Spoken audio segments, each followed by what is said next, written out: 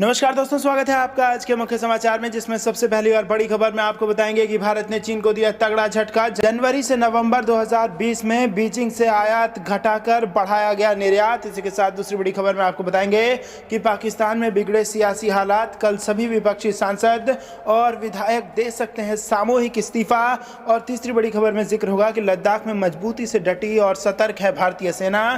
Kailash range से बिना नतीजे वापसी नहीं, ये बड़ा बयान दे दिया सरकार ने। तो दोस्तों, हर एक खबर की गहराई में आपको ले जाएंगे, लेकिन उससे पहले अगर आपको विदेश की सेना और पीएम मोदी पर पूरा भरोसा है तो आप अभी इस वीडियो को लाइक कीजिए और इस लाल बटन को दबा के इस चैनल को फ्री में सब्सक्राइब करके घंटी बजाकर कमेंट में लिखिए जय हिंद। दोस्तों, रुक करते हैं तमाम बड़ी खबरों की तरफ।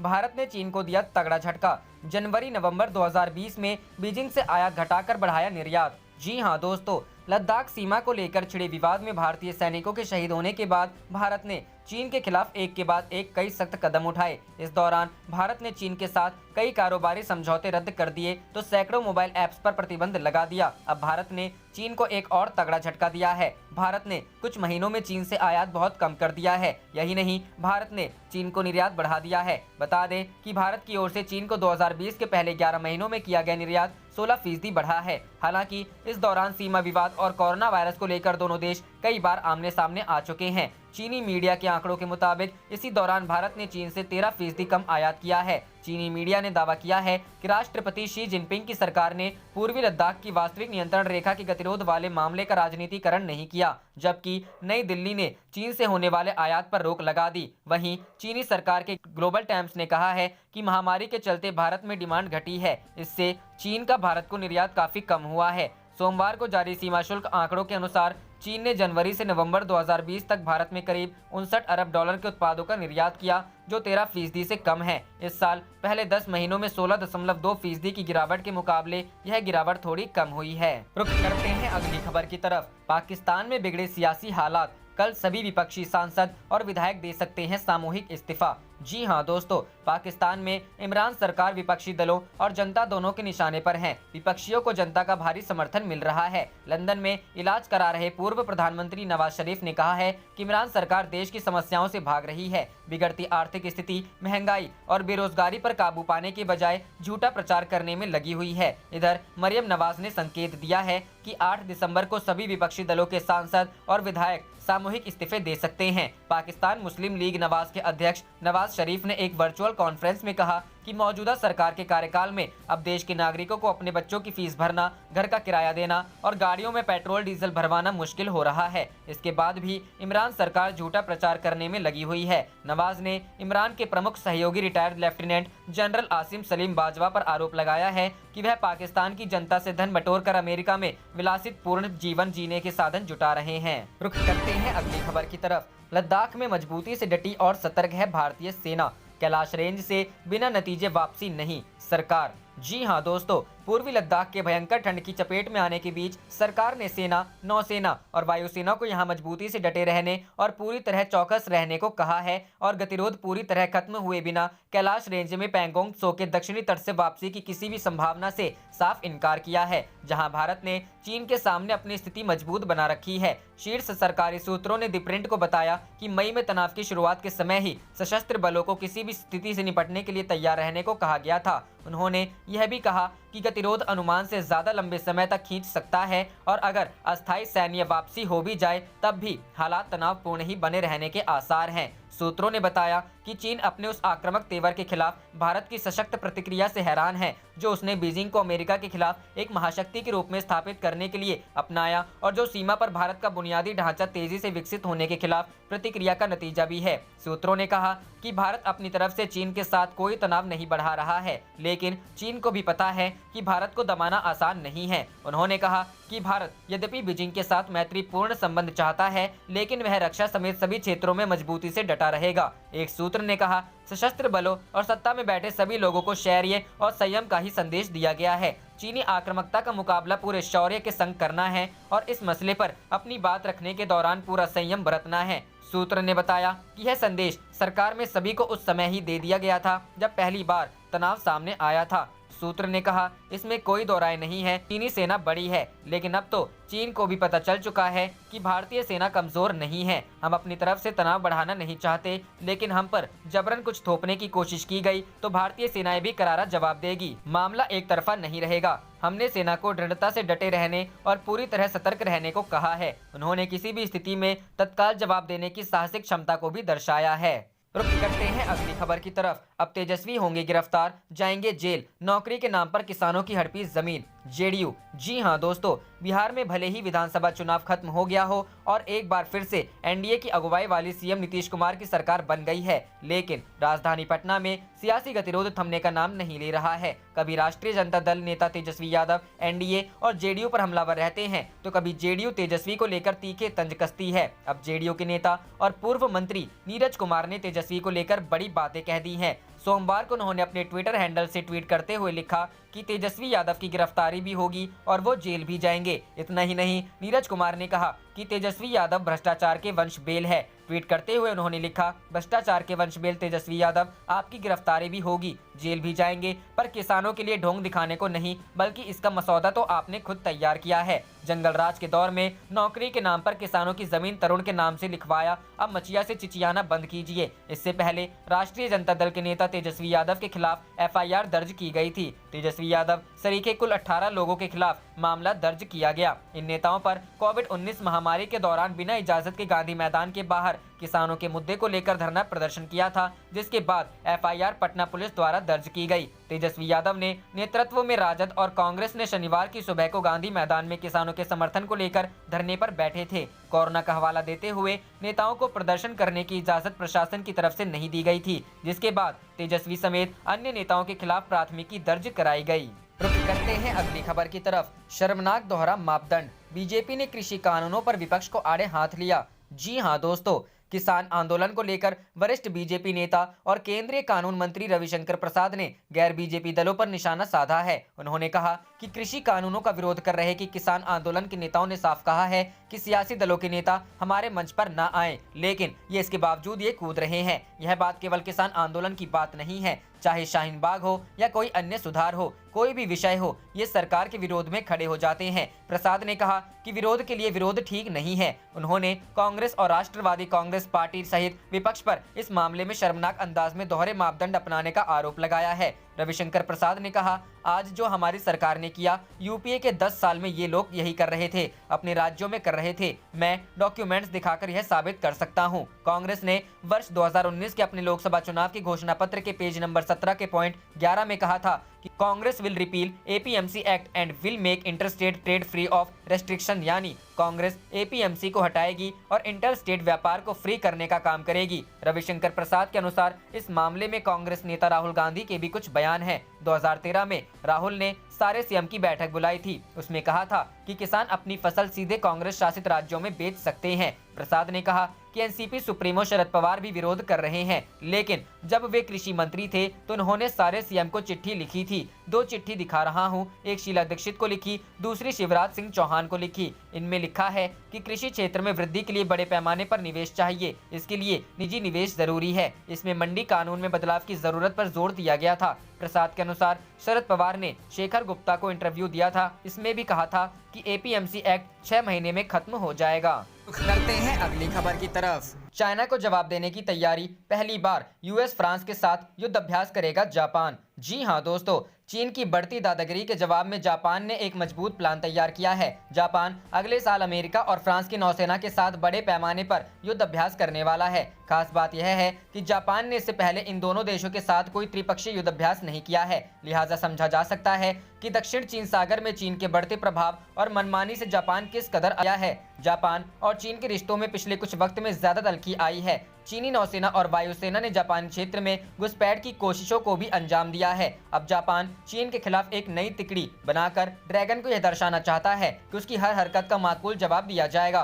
तीनों देशों के बीच यह युद्धाभ्यास अगले साल मई में होगा। जापानी अखबार सेंकेई शिंबुन की रिपोर्ट के अनुसार युद्धाभ्यास जापान के एक निर्जन द्वीप पर समुद्री और जमीनी इलाकों में किया जाएगा। इस दौरान तीनों देशों की नौसेना प्राकृतिक आपदा के दौरान राहत और बचाव कार्य की तैयारियों पर गौर करेगी। हालांकि इसका प्रमुख उद्देश्य चीन के खिलाफ रक्षात्मक तैयारियों को बढ़ाना है। जापानी मीडिया की रिपोर्ट पर सरकार की तरफ से कुछ नहीं कहा गया है। रक्षा मंत्रालय ने इस अभ्यास को लेकर भी कोई आधिकारिक बयान नहीं जारी किया है। हालांकि फ्रांसीसी नौसेना के प्रमुख एडमिरल पियरे वांडियर ने एक इंटरव्यू में कहा कि हम इस क्षेत्र में अपनी उपस्थिति को दिखाना चाहते हैं। उन्होंने कहा कि इससे जापान फ्रांस सहयोग का संदेश भी जाएगा। चीन और जापान के बीच पूर्वी चीन सागर स्थित द्वीपों को लेकर विवाद चल रहा है। दोनों देश इन निर्जन द्वीपों पर अपना दावा जताते हैं, जिन्हें जापान में सेनकाकू और चीन में डियाओस के नाम से जाना जाता है। इन द्वीपों का प्रशासन 1972 से जापान के हाथों में है। वहीं चीन का दावा है कि ये द्वीप उसके अधिकार क्षेत्र में आते हैं, लिहाजा जापान को पीछे हट जाना चाहिए। चीन की कम्युनिस्ट पार्टी तो इस पर कब्जे के लिए सैन्य कार्रवाई तक की धमक दे चुकी है। रुख करते हैं अगली खबर की तरफ। कृषि कानून पर बोले पीएम मोदी, कानून में संशोधन जरूरी, हम संपूर्णता से कर रहे हैं संशोधन। जी हां दोस्तों, उत्तर प्रदेश में लखनऊ के बाद अब पर्यटन नगरी आगरा की बहुप्रतीक्षित मेट्रो रेल परियोजना पर काम शुरू होने जा रहा है। प्रधानमंत्री नरेंद्र मोदी ने सोमवार को यानी आज आगरा मेट्रो रेल परियोजना के निर्माण कार्य का वर्चुअल शुभारंभ किया। प्रधानमंत्री नरेंद्र मोदी ने कृषि कानून का नाम तो नहीं लिया, लेकिन कहा कि जो कानून पिछली शताब्दी में उपयोगी हुए वह अगली शताब्दी के लिए बोझ बन जाते हैं। इसी कारण इनमें रिफॉर्म जरूरी है। इससे पहले तो रिफॉर्म टुकड़ों में होते थे, अब संपूर्णता के साथ रिफॉर्म किए जा रहे हैं। उन्होंने कहा कि हम रेरा का कानून लेकर आए। इस कानून के बाद मिडिल क्लास के घर तेजी से पूरे होने शुरू हुए हैं। इसी के साथ हमारे शहरों में बड़ी समस्या है, बड़ी संख्या में खाली पड़े घरों की। इसे दूर करने के लिए एक कानून बनाकर राज्यों को दिया जा चुका है। शहरों का जीवन आधुनिक बनाने के लिए काम चल रहा है। आगरा से ही प्रधानमंत्री आवास योजना की शुरुआत हुई थी।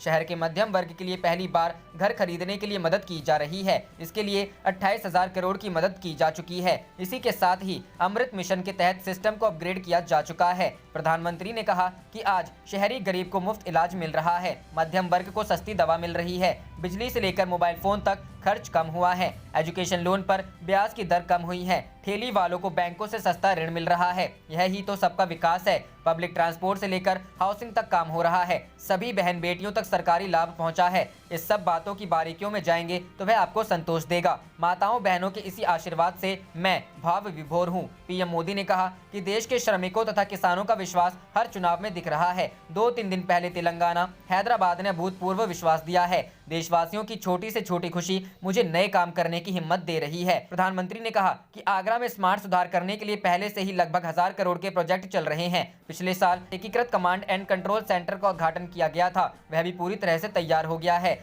छोटे शहरों को आत्मनिर्भर बनाने के लिए जोर दिया जा रहा है। पश्चिमी उत्तर प्रदेश में वह सब है जो हमें चाहिए। देश के किसानों में सामर्थ्य है। यहाँ डेयरी व फूड प्रोसेसिंग की अपार संभावनाएं हैं। आधुनिक सुविधाएं मिलने से पश्चिमी उत्तर प्रदेश बढ़ रहा है। देश का पहला 14 लेन का एक्सप्रेसवे भी मेरठ व दिल्ली के बीच बनेगा। गंगा एक्सप्रेसवे को योगी आदित्यनाथ जी की सरकार पहले की स्वीकृति दे चुकी है। एयरपोर्ट भी बनाए जा रहे हैं। देश के इंफ्रास्ट्रक्चर की दिक्कत रही थी कि नए प्रोजेक्ट की घोषणा हो जाती थी, लेकिन इसके लिए पैसा कहां से आएगा, इस पर ध्यान नहीं दिया जाता था। इस वजह से प्रोजेक्ट लटके रहते थे। हमारी सरकार ने नई परियोजना की शुरुआत करने के साथ ही उसके लिए धनराशि पर भी ध्यान दिया है। रुख करते हैं अगली खबर की तरफ। चीन को बड़ा झटका, इंडोनेशिया खरीदेगा फ्रांस से राफेल विमान, फ्रांसीसी रक्षा मंत्री ने की पुष्टि। जी हां दोस्तों, फ्रांस की ला ट्रिब्यून फाइनेंशियल वेबसाइट ने पहले ही इस डील का खुलासा किया था, लेकिन उसकी रिपोर्ट में 36 के बजाय 48 राफेल का उल्लेख था। इसमें लिखा था कि जकार्ता अपने व्यापक रक्षा सहयोग को बढ़ाने के लिए फ्रांस के साथ राफेल विमानों की डील को अंतिम रूप देने के लिए उत्सुक है। उस रिपोर्ट में दावा किया गया था कि इस साल के अंत तक राफेल विमानों की डील पर सहमति बनने की संभावना है। फ्रांस और इंडोनेशिया के बीच रक्षा संबंधों की हाल में ही शुरुआत हुई है। राफेल डील के पहले 2019 में इंडोनेशियाई एयरफोर्स के लिए 8 की संख्या में एयरबस हेलीकॉप्टर H225M का सौदा हुआ था। निक्केई एशियन रिव्यू के अनुसार इंडोनेशिया के रक्षा मंत्री पारबोवो सुबियांतो के अक्टूबर में पेरिस दौरे के समय इस डील को लेकर बातचीत हुई थी। चीन और इंडोनेशिया के बीच दक्षिणी चीन सागर में नातुना द्वीप को लेकर विवाद है। सितंबर में ही इंडोनेशिया ने अपने जलीय सीमा में पहुंचे चीन के एक युद्धपोत को खदेड़ दिया था। इसके बाद से चीन ने इंडोनेशिया के चारों ओर घेराबंदी को बढ़ा दिया था। साउथ चाइना सी में चीन से बढ़ते खतरे को देखते हुए इंडोनेशिया लगातार अपनी सेना को मजबूत कर रहा है। रुख करते हैं अगली खबर की तरफ। किसान आंदोलन पर विपक्षी दलों का दोहरा रवैया, कांग्रेस ने संशोधन की कही थी बात। भाजपा। जी हां दोस्तों, देश में लगातार 12वें दिन किसानों का आंदोलन चल रहा है। सभी विपक्षी दलों ने किसानों के इस विरोध प्रदर्शन को अपना समर्थन दिया है। किसानों ने मांगे पूरी न होने की सूरत में 8 दिसंबर को भारत बंद का आह्वान किया है। ऐसे में केंद्रीय मंत्री रविशंकर प्रसाद ने सोमवार को कहा कि विपक्षी दल दोहरा रवैया अपना रहे हैं। विपक्ष केवल विरोध के लिए विरोध कर रहा है। प्रसाद ने एक कर उन तमाम नेताओं के नाम लेकर हमला बोला है जिन्होंने कृषि कानूनों पर सरकार से मिलती जुलती राय रखी थी। प्रसाद ने कहा, किसान आंदोलन के नेताओं ने साफ साफ कहा है कि राजनीतिक लोग हमारे मंच पर नहीं आएंगे। हम उनकी भावनाओं का सम्मान करते हैं, लेकिन ये सभी कूद रहे हैं क्योंकि इन्हें भाजपा और नरेंद्र मोदी जी का विरोध करने का एक और मौका मिल रहा है। विपक्ष का शर्मनाक और दोहरा चेहरा सामने आया है। विपक्ष राजनीतिक वजूद बचाने के लिए आंदोलन के साथ हैं। विपक्षी दलों पर निशाना साधते हुए रविशंकर प्रसाद ने कहा, किसानों से संबंधित सुधारों को लेकर जो कानून बने हैं उसको लेकर कुछ किसान संगठनों ने जो शंका उठाई है उसके लिए चर्चा हो रही है। वो चर्चा की अपनी प्रक्रिया है जो सरकार कर रही है, लेकिन अचानक तमाम विपक्षी या गैर भाजपाई दल कूद गए हैं। आज जब कांग्रेस का राजनीतिक वजूद खत्म हो रहा है, ये बार बार चुनाव में हारते हैं, चाहे वो लोकसभा हो या विधानसभा हो या नगर निगम चुनाव हो, ये अपना अस्तित्व बचाने के लिए किसी भी विरोधी आंदोलन में शामिल हो जाते हैं। कांग्रेस पर निशाना साधते हुए केंद्रीय मंत्री ने कहा, कांग्रेस पार्टी ने 2019 के चुनाव में अपने चुनाव घोषणा पत्र में साफ साफ कहा है कि वो एग्रीकल्चर प्रोड्यूस मार्केट एक्ट को समाप्त करेगी और किसानों को अपनी फसलों के निर्यात और व्यापार पर सभी बंधनों से मुक्त करेगी। शरद पवार पर हमला करते हुए भाजपा नेता ने कहा, शरद पवार जब देश के कृषि और उपभोक्ता मामलों के मंत्री थे तो उन्होंने देश के सारे मुख्यमंत्रियों को चिट्ठी लिखी थी जिसमें उन्होंने लिखा था कि मंडी एक्ट में बदलाव जरूरी है, प्राइवेट सेक्टर का आना जरूरी है, किसानों को कहीं भी अपनी फसल बेचने का अवसर मिलना चाहिए। किसानों के समर्थन में समाजवादी पार्टी के नेता अखिलेश यादव ने आज धरना दिया। इसे लेकर प्रसाद ने कहा,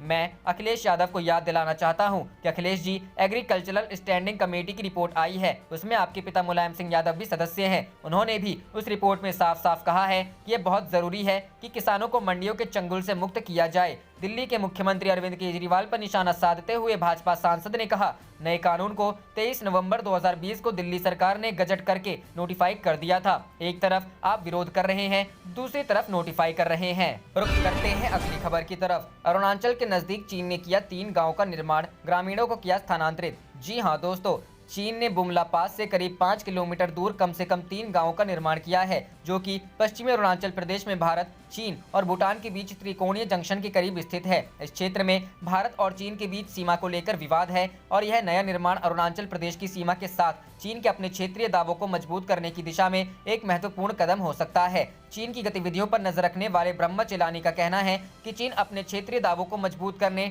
और सीमा पर घुसपैठ को बढ़ाने के लिए भारत की सीमा के पास कम्युनिस्ट पार्टी के हैन चाइनीज और तिब्बती सदस्यों को बसा रहा है। जैसे चीन दक्षिण चीन सागर में मछुआरों का इस्तेमाल करता है। चीन भारतीय गश्त वाले हिमालयी क्षेत्रों में घुसपैठ करने के लिए नागरिक संसाधनों, चरवाहों और ग्रेजर का उपयोग करता है। इस रिपोर्ट में पेश की गई नई सैटेलाइट इमेज ऐसे समय सामने आई है जब एक हफ्ते पहले भूटानी क्षेत्र में चीनी गांवों को बसाने की तस्वीरें सामने आई थीं। एक डोकलाम की उस साइट से करीब 7 किलोमीटर दूर है जहां वर्ष 2017 में भारत और चीन के सैनिकों के बीच संघर्ष की स्थिति बनी थी। इस रिपोर्ट में दिखाए गए गांव चीनी क्षेत्र में स्थित हैं और इनका निर्माण ऐसे समय में किया जा रहा है जब पूर्वी लद्दाख में भारत और चीन की फौजें आमने सामने हैं। 1962 के युद्ध के बाद दोनों देश तनाव के सबसे बुरे दौर से गुजर रहे हैं। भारत और चीन ने सीमा पर भारी तैनाती कर रखी है। 8 दौर की सैन्य वार्ता होने के बावजूद अब तक कोई ठोस नतीजा नहीं निकल सका है। रुख करते हैं अगली खबर की तरफ। वायु सीमा लांघते ही चीन के विमानों को नष्ट कर देगा भारत, आईएएफ ने किया आकाश मिसाइल का परीक्षण। जी हां दोस्तों, एलएसी पर जारी विवादों के बीच चीन की एयरफोर्स को धूल चटाने के लिए भारतीय वायुसेना ने आकाश मिसाइलों की टेस्ट फायरिंग की है। वायुसेना ने परीक्षण के तौर पर करीब 10 आकाश मिसाइलें हवा में दागी। परीक्षण में इस बात का ध्यान रखा गया कि संघर्ष बढ़ने की सूरत में अगर दुश्मन की विमान भारतीय वायु सीमा का उल्लंघन करे तो उन्हें हर परिस्थिति में मार गिराया जाए। आंध्र प्रदेश के सूर्यलंका टेस्ट फायरिंग रेंज में पिछले हफ्ते हुए इन परीक्षणों के अलग अलग परिस्थितियां पैदा की गई थी। इस दौरान आकाश मिसाइलों ने लक्ष्यों पर सीधा हमला कर मार गिराया। परीक्षणों के जरिए भारत ने चीन को सीधा संदेश भी दिया कि यदि आकाश लांघने की जरूरत की तो उसका अंजाम भुगतने के लिए उसे तैयार रहना होगा। वायुसेना अधिकारियों के मुताबिक सूर्यलंका टेस्ट फायरिंग रेंज में कंबाइंड गाइडेड वेम्पस फायरिंग 2020 एक्सरसाइज की गई। इस एक्सरसाइज में हवा में करीब 10 आकाश मिसाइलें दागी गई। परीक्षण के दौरान अलग अलग दिशाओं से दुश्मन के काल्पनिक जहाज बनाकर उड़ाए गए जिन पर आकाश मिसाइलों ने सटीक निशाना लगाया। इंडियन एयरफोर्स ने एक्सरसाइज के दौरान आकाश मिसाइलों के साथ साथ कंधे पर रखकर दागी जाने वाली इगला मिसाइलों का भी परीक्षण किया। बड़ी बात यह है कि दोनों सिस्टम अभी वास्तविक नियंत्रण रेखा यानी LAC के साथ दूसरे सेक्टर्स में भी लगे हुए हैं, ताकि दुश्मन का कोई जहाज भारतीय वायु क्षेत्र में घुसने का प्रयास करे तो उसे तुरंत मार गिराया जा सके। बता दें कि आकाश देश में बने सफलतम वेम्पस सिस्टम में एक है। इसके घातक बन जाने से देसी हथियारों से युद्ध लड़ने की भारतीय सेना की चाहत पूरी करेगी। आकाश मिसाइल को हाल ही में अपग्रेड किया गया है और इसमें सर्च इंस्ट्रूमेंट्स लगाए जा रहे हैं ताकि लक्ष्य को ढूंढने में पहले से ज्यादा आसानी हो सके। भारत की जरूरतों के हिसाब से रक्षा अनुसंधान एवं विकास संगठन लगातार इसे आधुनिक बनाने में लगा है। बीते कुछ वक्त में DRDO की ताकत को वैसे भी पूरी दुनिया ने देखा है, जहां अलग अलग परिस्थितियों के लिए भारत को DRDO ने सशक्त किया है, फिर चाहे वो थल सेना से जुड़ी हो, वायु सेना से या फिर नौसेना से जुड़ी हो। DRDO प्राइम मिसाइल सिस्टम के जरिए बहुत ऊंचाई वाले लक्ष्य को भी भेदने के योग्य बनाने में जुटा है, जिससे आने वाले समय में विषम हालात में भी भारतीय सेना की ताकत के आगे हर लक्ष्य बौना लगे। आप देख रहे थे आपका अपना चैनल जय हिंद जय भारत।